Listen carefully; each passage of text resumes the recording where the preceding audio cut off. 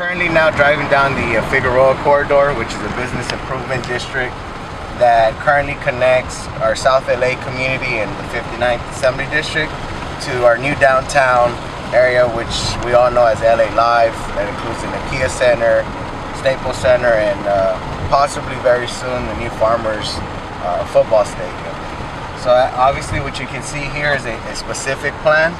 I think it's something that we need a lot more of in the 59th District.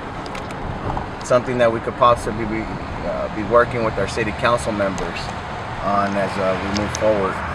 We have the Galen Center here to my right now, and a historical landmark in our community here, the Felix Auto Center here. And then over to your left, you have new housing for USC as well.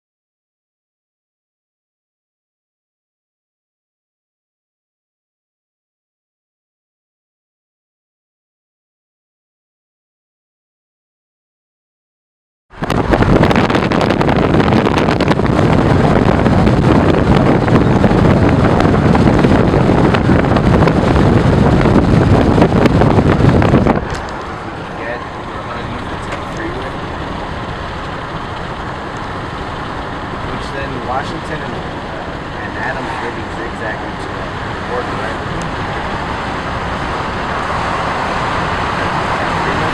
Technically right now, we're on the side, right? Yeah, because the 10 freeway now is over here. I think that Gonzalo is one of our small business owners, and they're supporting our campaign. We're actually having our fundraiser, our next fundraiser on October 22nd there. Awesome. Village, North University Park, you know, that we've just tapped into. So the street right here of Union and Hoover, this merger, like I said before, using the 10 freeway as a border connects, you know, our South LA and Pico Union communities.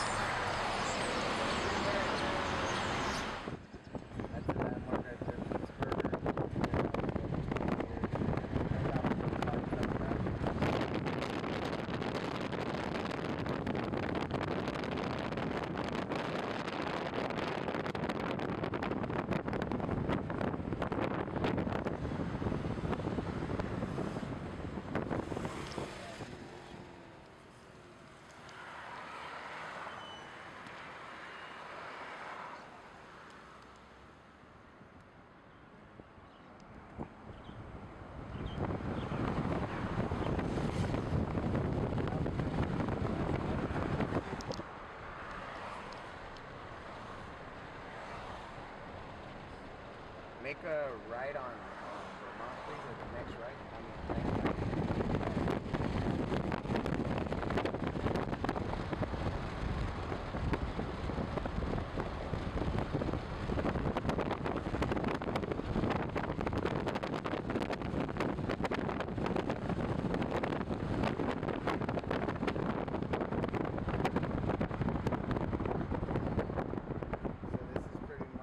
So we're standing here in front of CAVEMAN Kitchen, which is one of our proud sponsors of our campaign. We're at the northern tip, once again, of the district, here on Vermont Boulevard, where the Salvadoran Community Corridor, a project that I spearheaded for Assemblymember Mike Davis a couple years ago when I was working for him. This designation was co-authored and recognized by Speaker John Pettis and Assemblymember Mike Davis to bring a recognition to a specific community, the Salvadoran community. So here we have the 10 freeway over to my left. Like I mentioned, we have CAVEMAN Kitchen and quite a few of different businesses that we're about to go visit. So promotional for more of the Latino community. What is the biggest community that you service here? USC community? Okay. So the USC community has powered our small businesses. You're a prime example. That's good to see. I think general community needs to know that as well. Our businesses, our small businesses here, are flourishing because of development that's going on at USC, and that USC is a big landmark. So I'm happy to hear that. So on the flip side, though, you feel that you need to tap more in. You would need more resources to tap into the larger community, which is the Latino community. We need it.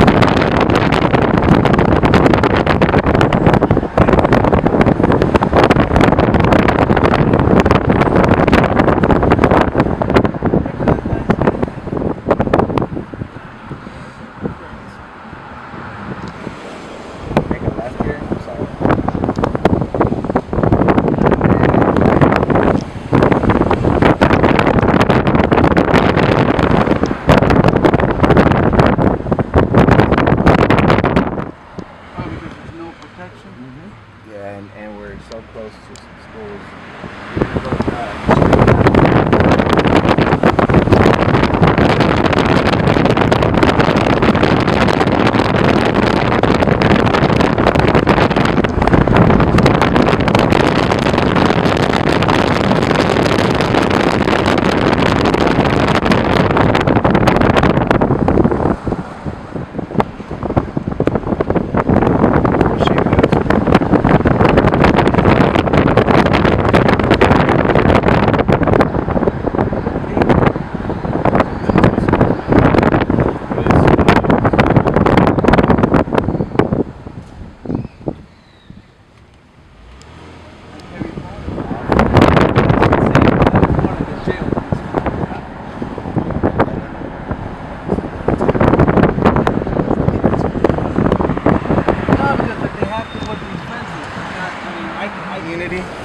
We have a donut shops, and this is where we need more of a specific plants.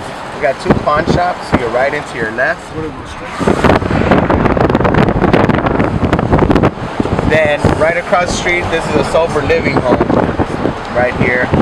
Then we have a recycling center.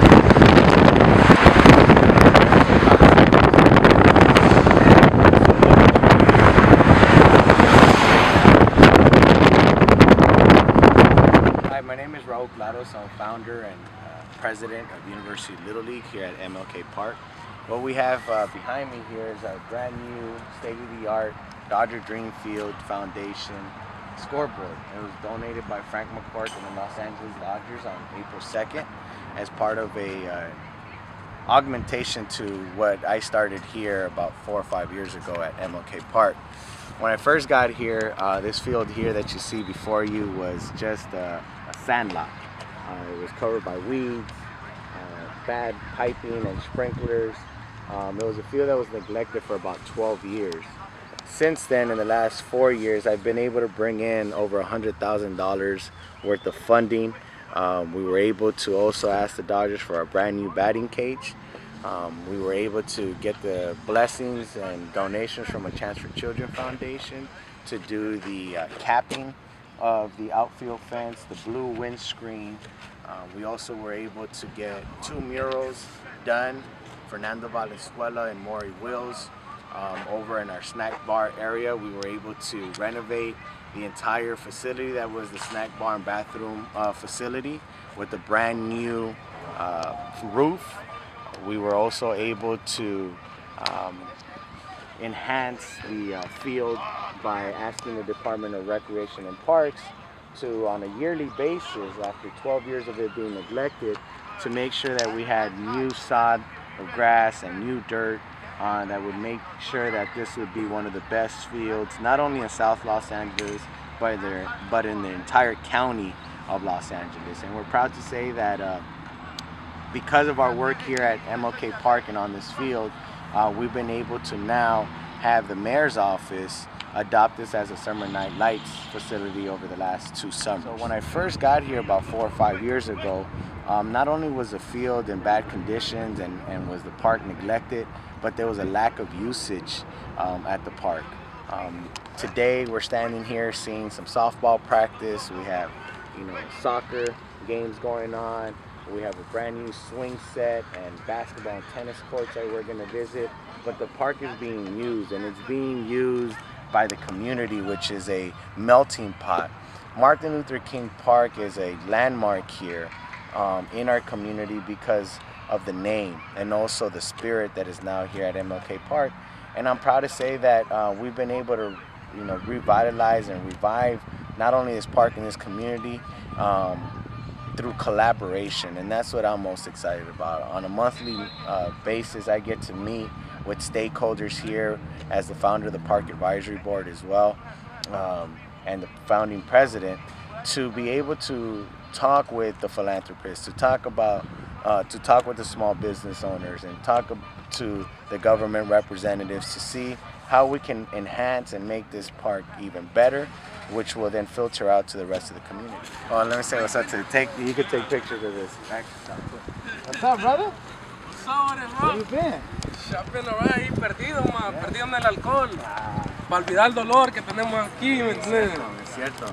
Aquí estamos, ya me lancé para la asamblea. Where we're at is we're at the soccer field that currently we're blessed that 4 years later we're able to have participation, we're able to have leagues here. What you see right now is an adult league on a Sunday. During Saturday programming we have youth leagues, and then during the week we have youth practices here. What you're going to see at the end of the year is a brand new project here at the park that we have spearheaded. When I say we, myself and the Park Advisory Board that I founded here, to make sure that we're able to get a synthetic turf field here. We worked very closely with the city to secure Prop K money. I was also able to secure a partnership with LA84 Foundation and Nike to be able to collaborate with the city and some of those public dollars in order to be able to get a synthetic turf field. What you're going to see with the turf field is a flattening of the actual field. If you see right now, it's kind of lopsided. You're going to see brand new synthetic turf that's going to be put in, a brand new gate that would eliminate this net that you see here, because right now when kids or adults play, the ball goes over to the street, and of course where there's a ball there's a child, and we're trying to prevent that freak accident from happening as far as getting anybody ran over. That's a perfect example. There goes the ball, there goes the player, hopefully it looks both ways, and there goes a car. So that was pretty right on cue.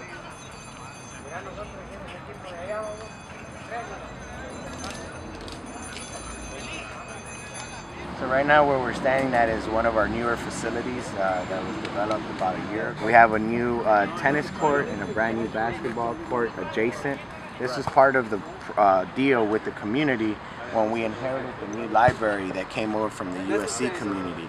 We wanted to make sure that as we gained something, we also didn't lose something. That's usually what happens in South LA, is that there's always a give and take. Well, we want to have a win-win situation in South LA, and that's why we wanted to make sure when the community talked to the city was that we wanted to keep our basketball courts and our tennis courts that were previously on the other side, on the east side of the park. We wanted to make sure that we kept that. So we were able to preserve these new courts here on this side of the park, and still we're able to gain a brand new library. Wait, I'll be right back. So just to kind of conclude on the story here at Martin Luther King Park, like we originally stated, when I first got here 4 or 5 years ago, we did not have the baseball facility that we have. Now we have a brand new Dodger DREAMFIELD.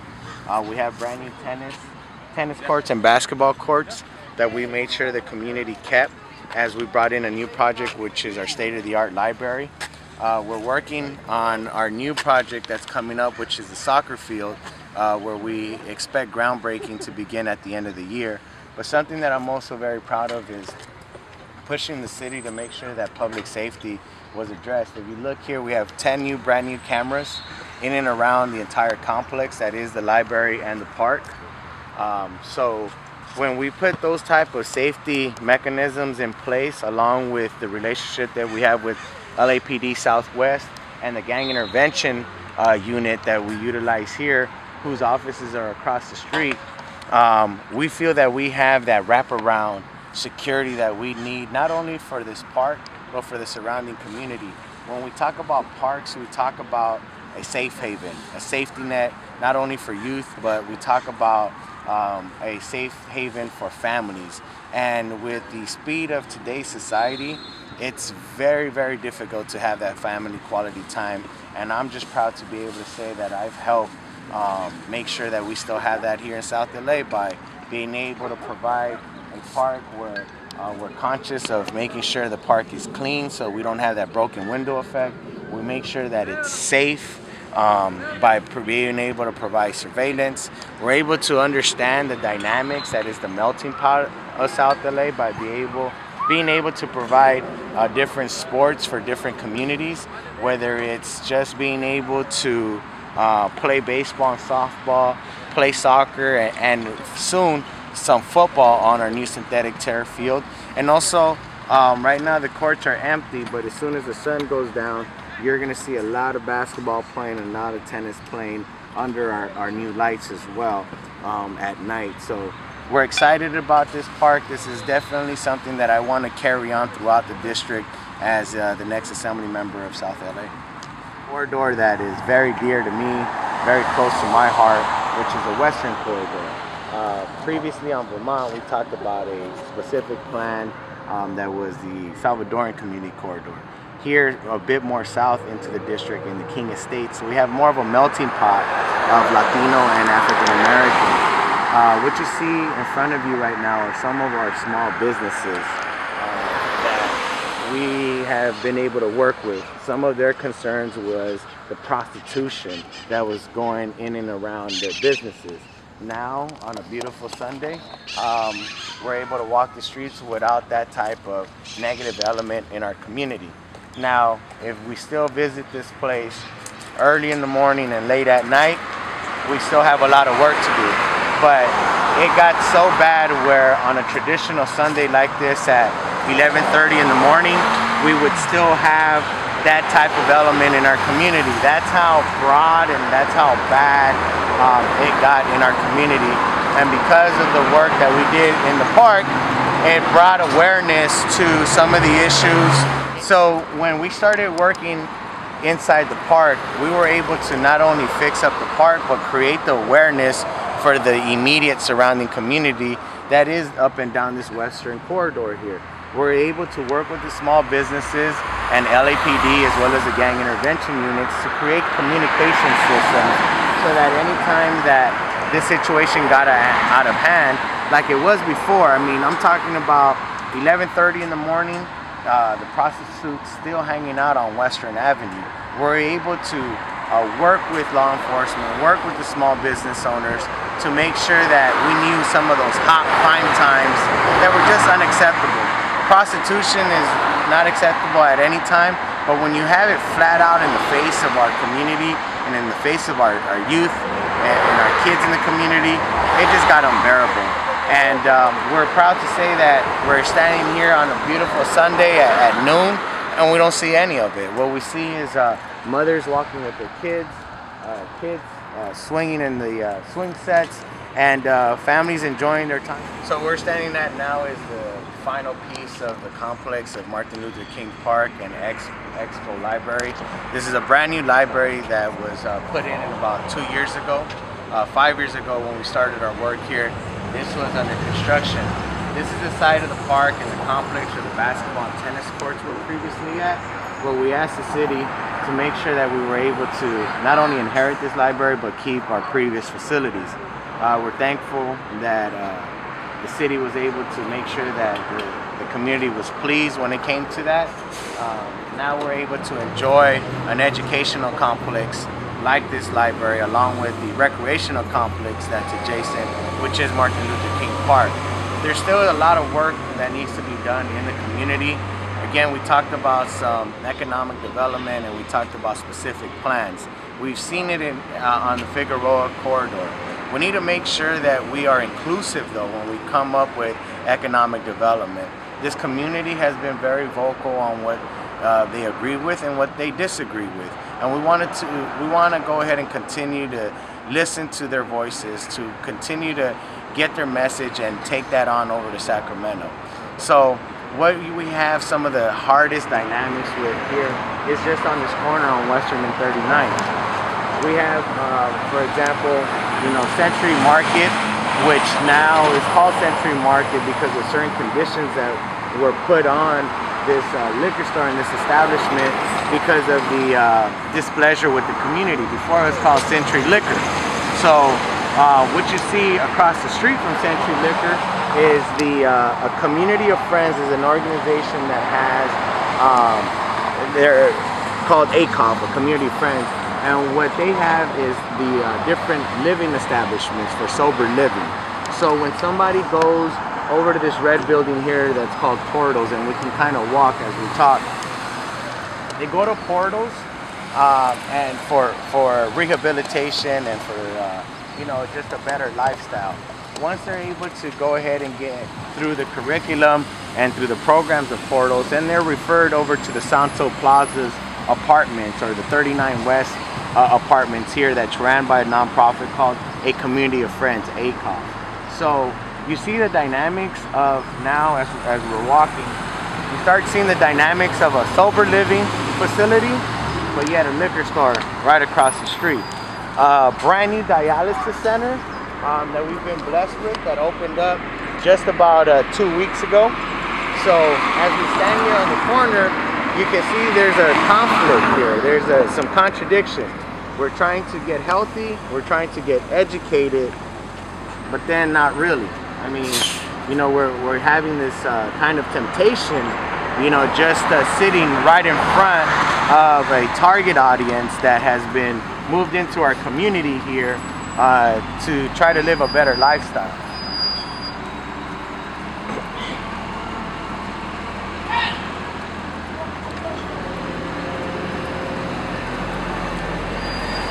It's not the best symbol, is it? The minute you walk out of a rehab, you see a liquor store.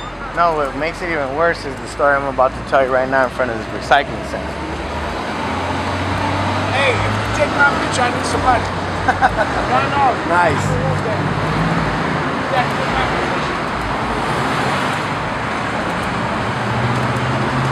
He's serious too. Yeah, he was.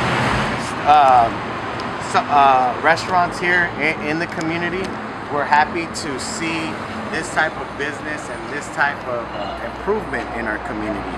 For a long time, this facility here, along with the recycling center next door and this vacant lot next door on this side, was just an eyesore to the community. So I've worked closely with the business owner here and the establishment here to make sure that at a community level, as the Park Advisory Board President at MLK Park, and the resources that we have, that we're able to go ahead and empower folks that want to go ahead and create business here and bring jobs into the community. So that is definitely something that I'm vested in.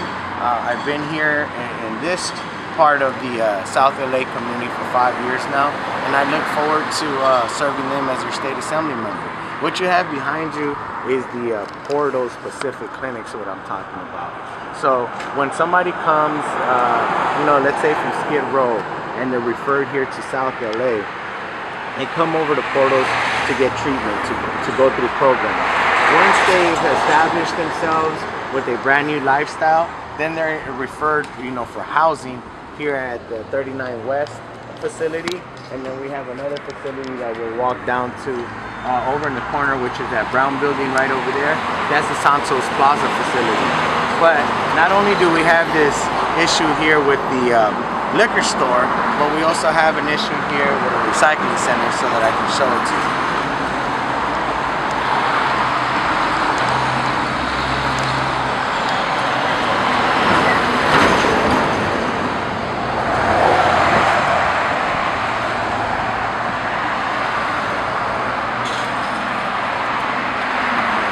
So what we have here behind this fence here is a recycling center.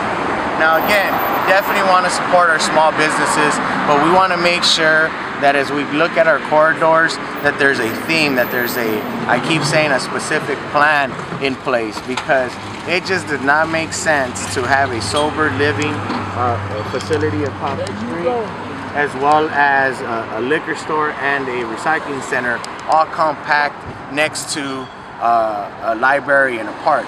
There needs to be an evaluation, in my opinion, when certain establishments are developed that are beneficial to the community instead of challenging to the community. So as much as we want to support small businesses, we need to make sure that the right small businesses are put in at the right places within the 59th Assembly District. Point well taken. Yes, sir. And then when you and I talked, they was stop. They was trying to stop the Mexican car. Okay. Cars. Okay. You remember? Yeah. You remember? Yeah. You're doing a good job. Thank you, brother. Yeah. Yeah. What we're trying to do today. All right, boss. Take care.